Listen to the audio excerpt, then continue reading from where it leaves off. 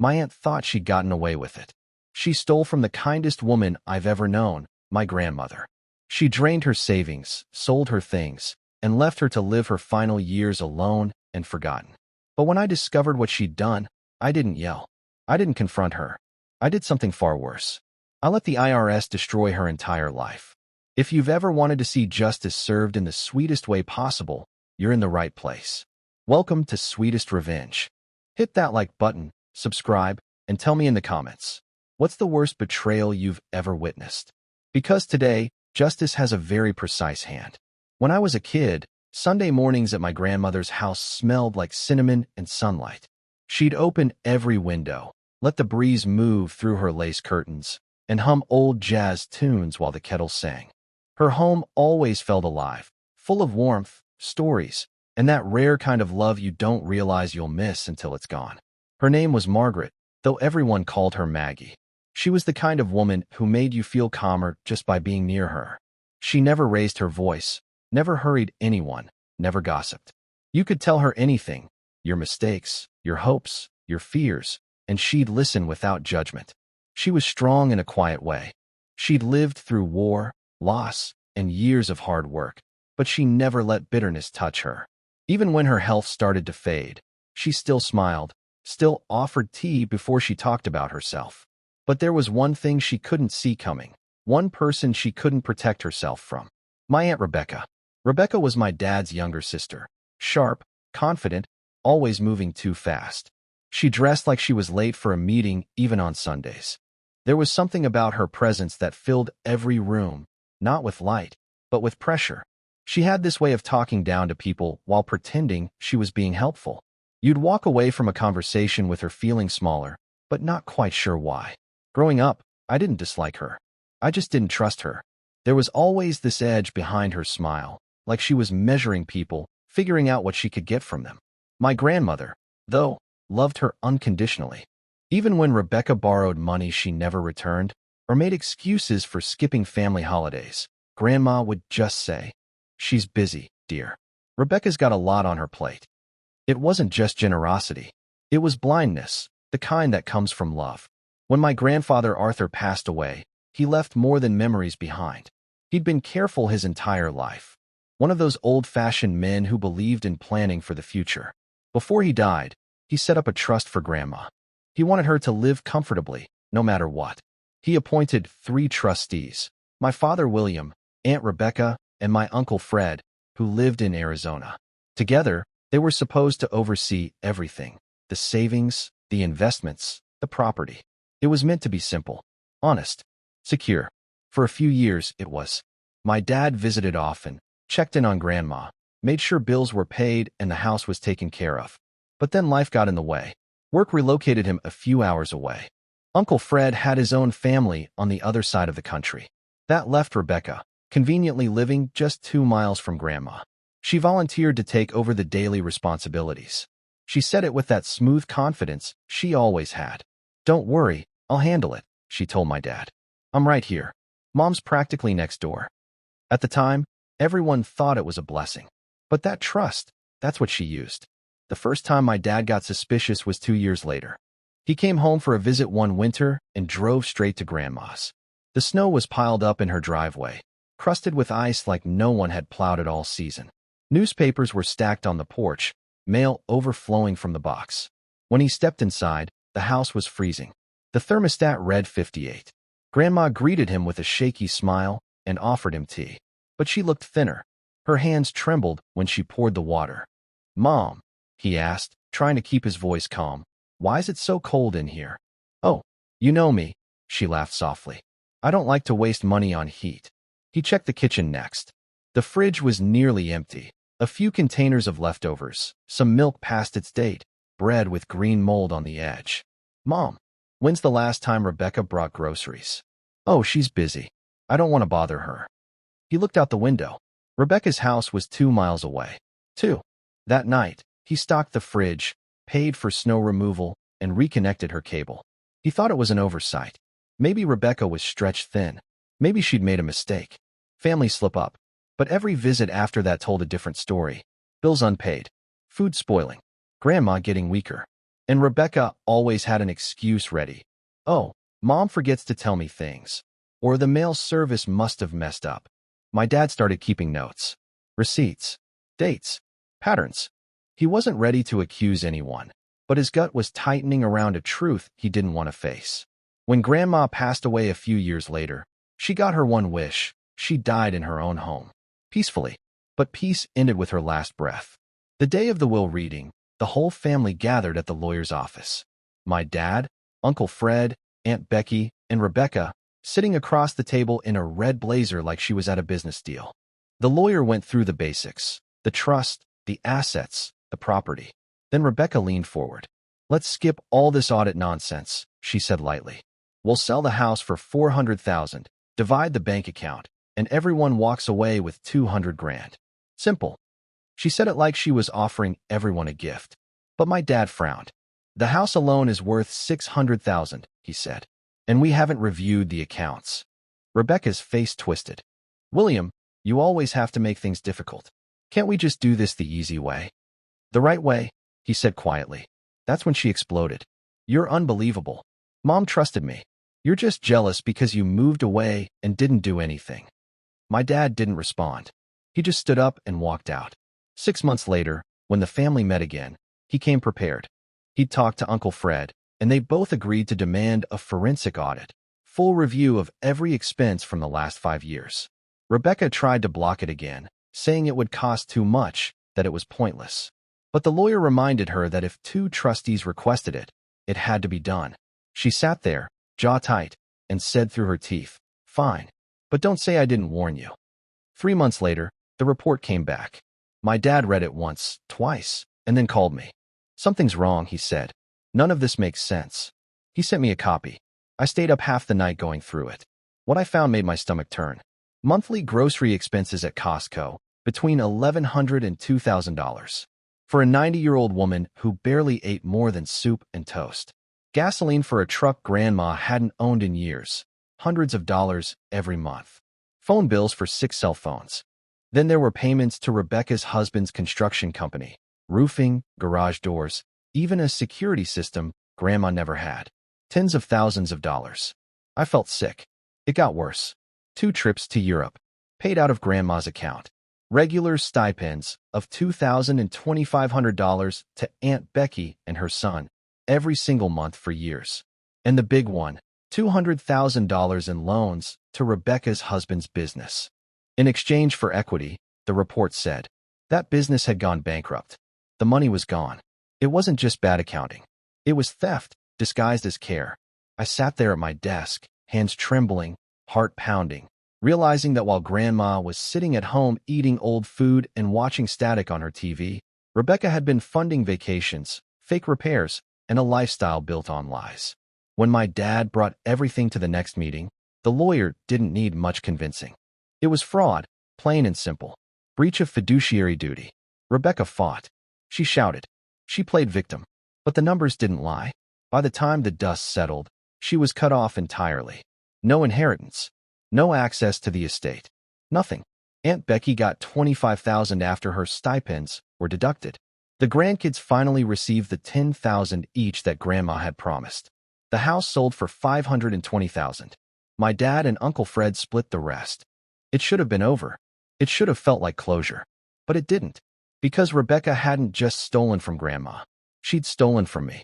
My $10,000 gone. My inheritance erased by her greed. That's when something inside me shifted. I didn't want another argument. I didn't want to fight. I wanted justice. The kind she couldn't talk her way out of. And that's when I remembered something I'd read once. The IRS rewards whistleblowers. I opened my laptop, typed in IRS fraud report, and started reading. If she'd stolen from the family trust that way, chances were she hadn't reported any of it as income. That meant she wasn't just a thief. She was a tax cheat. And there's one thing I've learned in life. You can argue with your family, you can out-talk your lawyer, but you can't lie to the IRS. That's when I decided exactly what kind of revenge I was going to take. I remember the moment like it was a photograph, grainy, oversaturated with anger and an odd kind of calm. I sat at my kitchen table with a mug gone cold beside my laptop, the audit report splayed out like evidence in front of me. The house was quiet, the kind of quiet that presses against your ears and lets every thought loom larger. My chest was tight, like someone had tied a belt around it. My hands shook, not from rage so much as from that jittery, focused energy that comes when you decide you're not going to be a passive witness anymore. I started researching. Not the flashy, dramatic stuff you see in movies. No smoky backroom confrontations or cinematic takedowns. Real, methodical, tedious work. I read forums, legal FAQs, IRS documents. I printed forms, circled relevant paragraphs, made lists of the documents I already had and the ones I needed. I learned how whistleblower procedures worked. I learned what evidence the IRS actually needed. I learned their timing, their patience, and the precise way they moved like a glacier, slow but devastating once the pressure built. I found mention of a form, 3949A. It was a name that tasted sterile and official, but it was a weapon. You could use it to report suspected tax fraud. The thing about the IRS is that they don't need you to do the detective's work for them, but they do need a solid trail to follow. And I had one. The audit had already laid out much of the trail, but the audit had been forensic in scope only within the family context. The IRS would chew through it differently. They would ask for bank statements, for sworn testimony, for anything that could put a number next to a pattern and convert oddities into criminal liability. I didn't sleep much for the next few weeks. Sleep became these small, jagged breaks between pages. I made folders, digital and paper. I photocopied bank records, receipts, the audit pages that showed the Costco charges, the phone bills, the checks written out to Rebecca's husband's company. I took photographs of Grandma's house as it had been. The frayed curtains, the chipped teapot she loved, the old quilt on her bed. I even took pictures of things that had gone missing. It felt strange to catalog someone's life like inventory, but in a way that's what it was, proof of what had been taken. There were nights where my stomach flipped at the thought of what I was doing. Part of me felt guilty. Aunt Rebecca was family, after all, my blood. Wouldn't this tear the entire family apart? Wouldn't I be responsible for making someone destitute? Those questions gnawed at me until they were smoothed down by the clearer one. Would I let my grandmother's life be banked on excuses and silences? The answer hardened like resin. No. When I mailed the packet, copies of the audit, my notarized letter laying out the discrepancies, explanations, and my contact information, I felt both relieved and terrified. I used certified mail. I kept receipts. I noted dates. There was a strange intimacy to that act, sealing an envelope and sending the truth into a federal system that was cold and indifferent on paper, but ferocious in practice. For a long while, nothing happened. The waiting was the hardest part. It's a peculiar space between action and consequence where your imagination does all the work. I'd lie awake and picture scenarios, some reasonable, some absurd. Maybe the IRS would shrug, deem it a family squabble, and toss it aside. Maybe they'd move like a thundercloud, fast and absolute. I told myself to let it go. I cleaned, did yard work, tried to sleep. But the buzz of anxiety kept me alert. Every ring of the phone made my heart jump. 18 months after I'd mailed those papers, an official letter came. It was the kind of letter you don't anticipate. An invitation, cool and neutral on the surface, to come in for a meeting. My palms sweated when I held it. I read the words 3 times before I could breathe. An agent wanted to discuss potential discrepancies and asked for a sworn statement. They wanted me to bring original documents. There was a date and a downtown address stamped like a verdict. On the morning I walked into the IRS building, the city felt sharp and colder than usual. The lobby smelled faintly of old coffee and government linoleum. The agent met me with an expression that was polite, but as unreadable as a poker face. He was in his 40s, gray at the temples, and carried himself with a comforting efficiency, the kind of person who knows the edges of the law and sleeps at night because of it. "Tell me everything from the beginning," he said. So I did. I told him about Grandma's cinnamon rolls, about the way she hummed jazz, about the snow in the driveway and the mold on the bread. I recited dates. I explained the audit, the patterns, the Costco charges. I handed him the notebooks I'd kept, the receipts, the photographs. His pen moved steadily, a metronome keeping pace with my story. When I described the loans, to the construction business, and the way the business had gone bankrupt the year before Grandma died, his pen paused. He asked questions that showed someone was listening for the holes and ley lines in the story. He asked about bank accounts, about transfers, about checks signed. He asked if I had copies of endorsements, voicemail records, anything that would show intent and control. I did. The audit had all of it in pieces. I had filled many of the gaps. Then he leaned back and asked me a question that felt like a pivot point. "Did you see any indication she reported this as income?" he asked. I didn't. I couldn't have. That was never our role in the family accounting. But seeing the magnitude of the transfers, the frequent payments, the regular stipends, I suspected not. That was when he put a number on his face, not yet spoken. He said, "We're going to look into this. If what you've given us is accurate, this is not just a breach of fiduciary duty. It's tax evasion on an industrial scale." Hearing him say it made my stomach drop in a different way. Tax evasion sounded smaller in a headline, but it was enormous when you realized what it meant. Records, subpoenas, asset freezes, liens, potential criminal charges. It meant someone who thought they could live off other people's quiet generosity and expect the world to ignore them. It meant that the thin veil Rebecca had depended on could be pierced by paper and procedure. After that meeting, things moved with the strange, deliberate pace of bureaucracy. They asked for bank statements. They asked for copies of the trust documents. They issued subpoenas for business records associated with Rebecca's husband. They matched dates and vendor names. There were questions that required sworn answers. I gave them whatever they needed. I sat in another room and waited as their investigators did what they do best: connect dots and turn a scatter of evidence into a line of accountability. The day they called me back was electric. I remember the tone of the agent's voice, calm, but threaded with a kind of professional satisfaction I've only heard in people who know they're about to close a case. "We've identified unreported income," he said. "Significant amounts over several years." He asked me to come in again to make a sworn statement, this time under penalty of perjury. I'm not a man who enjoys giving sworn testimony. There is something about the phrase, "under penalty of perjury," that makes your throat dry and your past feel heavier. But I didn't hesitate. I told the truth, repeated everything I'd said before, and signed my name with a hand that trembled slightly. What followed was a period of unadorned chaos for Rebecca. The IRS has tools that are surgical and unavoidable. Lien notices were filed. Notices of deficiency were sent. Agents arrived with forms and questions. Suddenly, the safety net Rebecca believed she had, her house, her accounts, her car, felt as fragile as glass. Yet, the legal process was far slower than the moral satisfaction of seeing the first maneuvers. Weeks turned into months. Bank accounts were frozen. Her husband's construction company was examined, and the bankruptcy looked even more suspicious under federal scrutiny. It wasn't simply that money had disappeared. It was the pattern of deliberate transfers, of payments routed through nominal vendors, of months with no plausible explanation. The IRS compiled spreadsheets where my own notes had once been, and their spreadsheets had the chilling, final air of an architect's blueprint. There were nights I slept better than I had in months, but they were threaded through with new anxieties. I had entered a war that was not only federal, but intimate. Family members started taking sides. There were messages that stung, accusations, pitying condolences that felt like knives.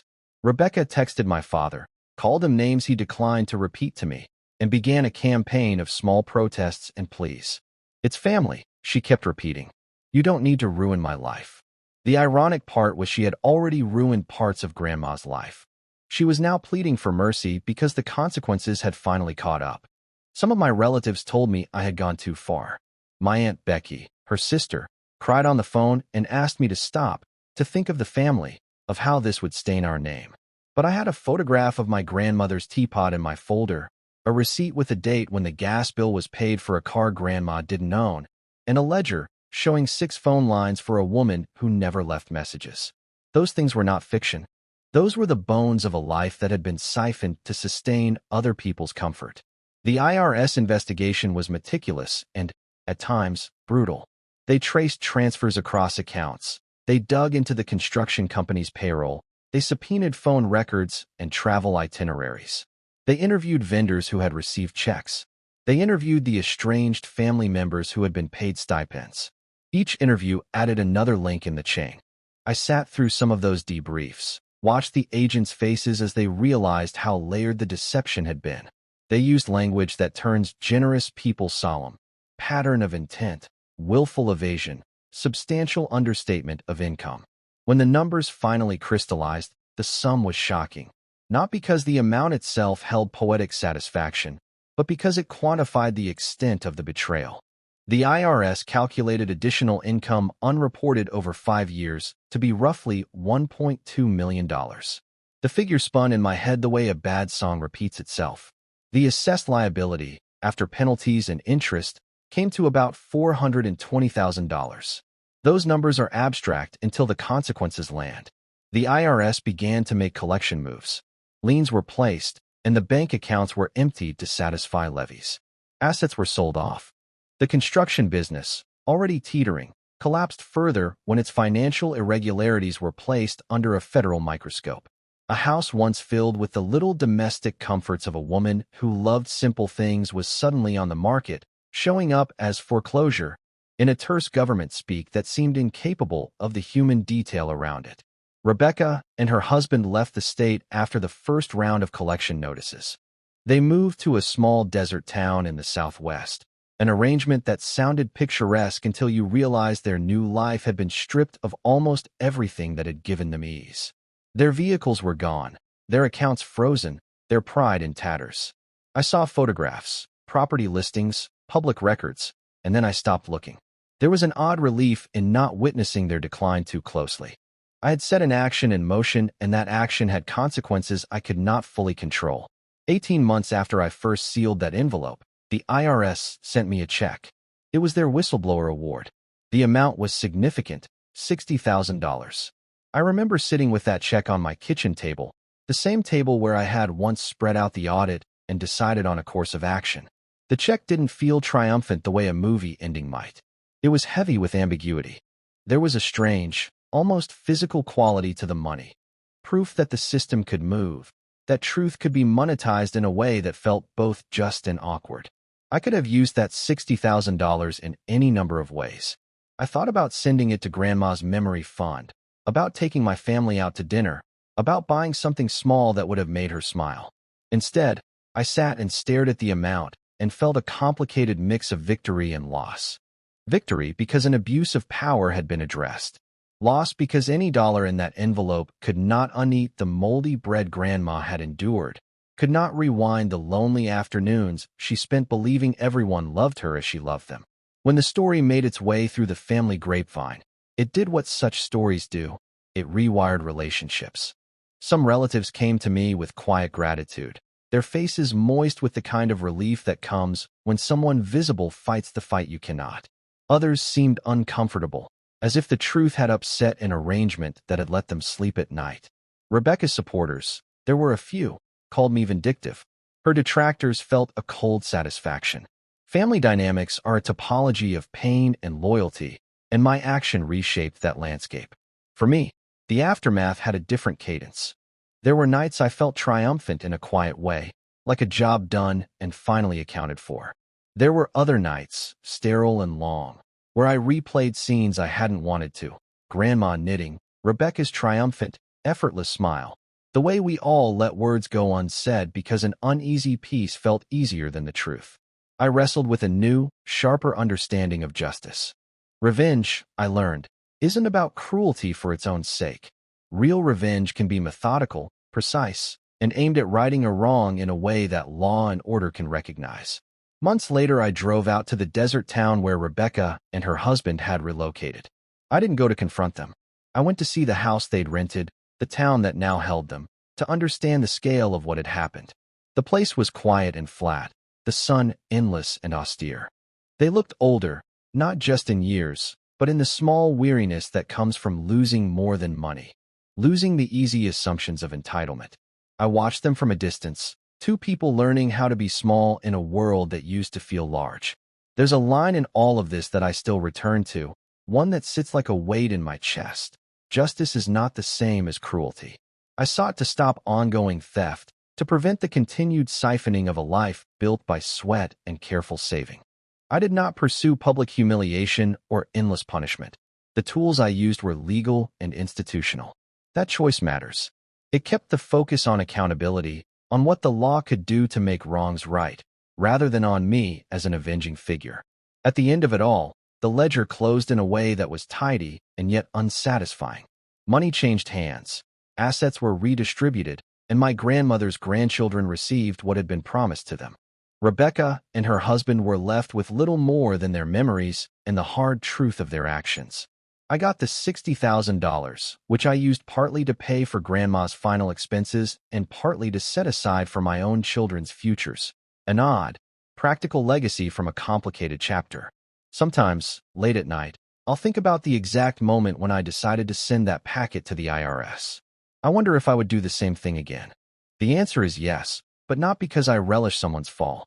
I would do it because I cannot abide silence when evidence sits like a stone in the middle of family life.